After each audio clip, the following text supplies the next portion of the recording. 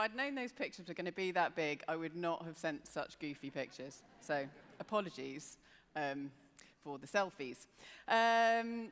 Hello, and I am delighted to be following Layla, but it's quite a challenge. I'm going to try and build on the theme that she brought to us around disruptive innovation and systems thinking, and try and bring to the stage an idea about how we put this into action. So thinking like a system, and then acting like an entrepreneur, building that disruptive innovation into the work that you all do. So just to go a little bit into the work of the RSA, the Royal Society for the Encouragement of Arts, Manufacture and Commerce has been around for 263 years. So when we talk about metamorphoses, there have been at least 100 people who have done my job before. And what we're trying to do, we were born out of a coffeehouse social movement of social reformers who saw the challenges of the first industrial revolution and felt that they must make change. And what could they do if they came together and were greater than the sum of their parts? Today, we still have a think tank, so we are working with policymakers. We have 28,000 fellows around the world who still come together to try and make change through entrepreneurial action. And we have a public events and ideas platform that goes to hundreds of millions of people around the world via YouTube. So what we try and do is stimulate change. But we also recognize that we have to be an organization that constantly reinvents and renews. And as a think tank person, we have often worked towards policy, recognizing that that's quite a linear thing. So I'm going to talk a little bit about the moment of transition that we are in now. And it's not just about the circular economy, but the circular economy is vital within this, because this is part of a shift towards a new power paradigm that is disrupting everything, specifically in governments around the world, but also in the businesses that you're in. I don't know if you're going to be able to really see that. Oh, yeah, they made it not work. So we're in this kind of bridging. I like to think of myself on a bridge between an old power paradigm and a new power paradigm. But I don't sit in either of those camps. So I don't see the old power paradigm as the dinosaurs who do everything in a linear way and they're just all a bit stupid. I see that linearity actually took us an enormously long way, that progress was made through linear systems, and that they work to a certain degree, which is why we default to them. And I'm also not a millennial, although I'm kind of close. So I'm not in the new power paradigm, where I live and understand, live and breathe a networked economy, where everything is relational, everything is open and transparent by default, and entirely networked and tech-enabled. What I do on this bridge is I see the potential of both of these worlds. If we look to the old power as heritage, and we look to the new power as hope, what can we achieve? What can we achieve with the rapid tech acceleration that is happening right now? What can we do with regulation to enable that tech, not to disempower it? What can we do about inequality of power and distribution from social movements that are activated in a new power paradigm, and then through policy frameworks that enable things to actually rapidly change and use appropriate statutory powers to do so. And that doesn't even talk to some of the stark political divides that are arising now, because we're working not in a stable landscape either. So I'm on this wobbly bridge, and I see the potential of both of these powers. And what we look to is, how do we start to plan for change on this bridge? So if we're building beyond the old power paradigm and the new power paradigm, beyond the linear, but trying to make it networked, we want to start using these design tools that Layla referred to earlier. We need to understand and think about the systems, think systemically.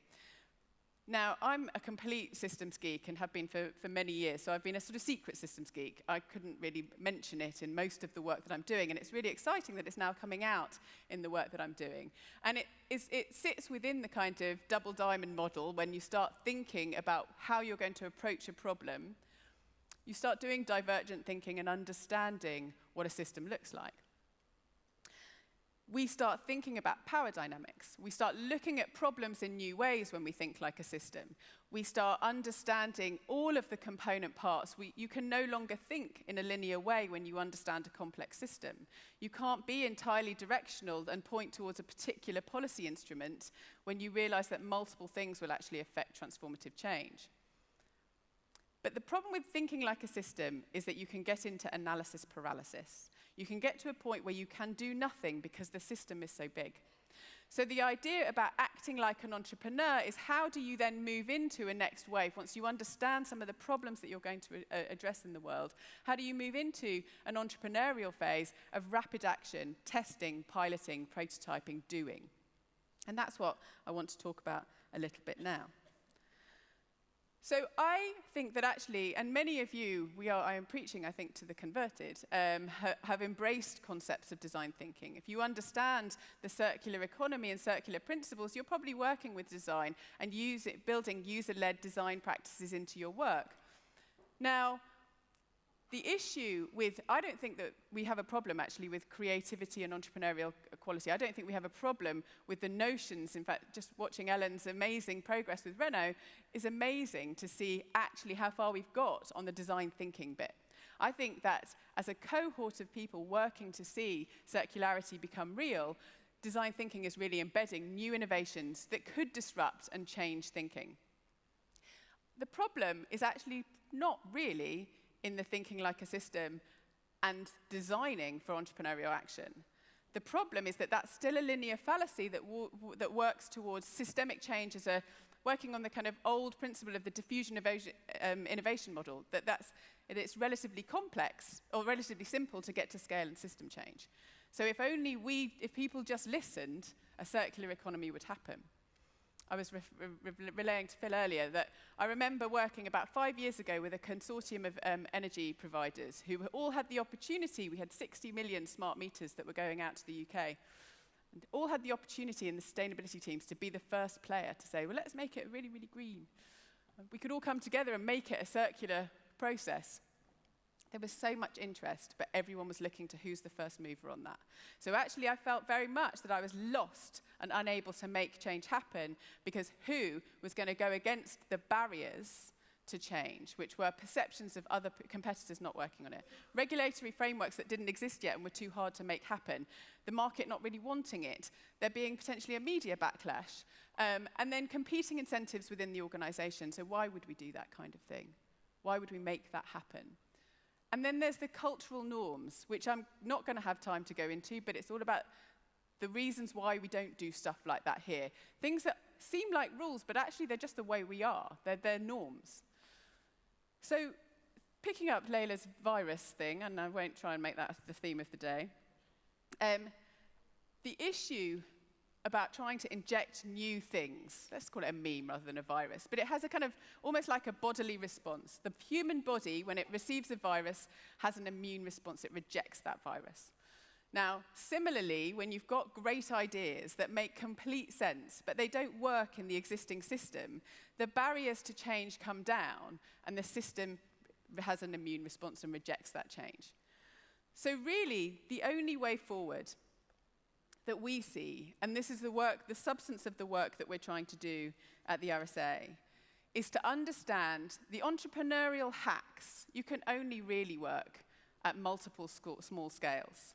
The entrepreneurial hacks that tip away at those things that prevent change from happening. Many of you will be trying to drive through change in your organizations and be just continuously exhausted by the burden it puts on you as an individual to make that change happen. The entrepreneurial hacks are things that can work on multiple scales. So I like to think of it as only push what moves. Entrepreneurial hacks that you can do as an individual are like the pebbles that you skim. They're the things that are easy. Look to your system to say, what's the thing that will actually make circular economy something that actually, or circularity something that actually gains traction in this organization? What are the memes I can catch on? So I like that idea that came up there. Then there's the slightly more complex stuff, the stuff that will take a collaborative effort to make happen, and we were talking about that earlier. How do you get a network of people to start making change? And that starts pushing the system in a different way, and I like to think of that as a boulder. Understand the size and scale of your problem. If it's a pebble, just do it. It's an entrepreneurial hack. If it's a boulder, it might be a pilot project. You need people around you to come together to help you move. But a really important point you must always think about when trying to make change is you can't move a mountain on your own.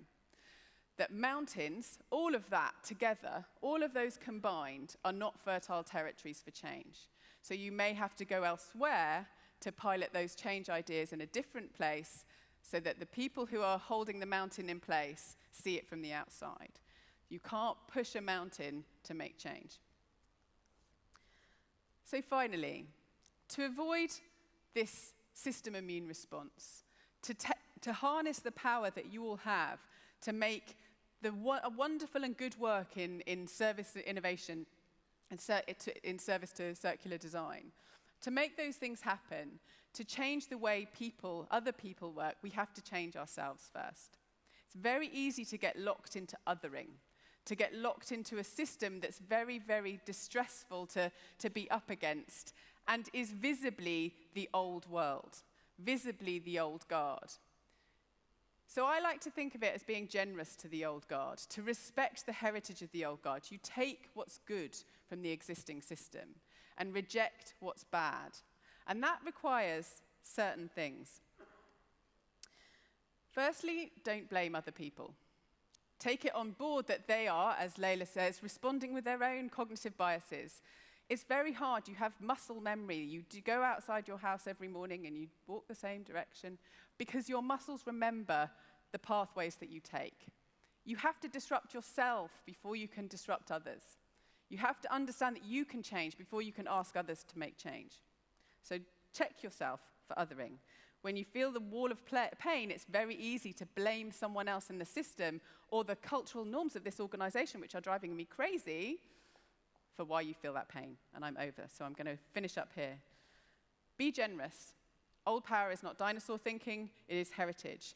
New power needs to respect that, but needs to take old power with it. Give yourself permission to try stuff, understand what it means to act entrepreneurially, test the legitimacy of your ideas, think about rules. Are they rules or are they norms? Could you just hack that norm?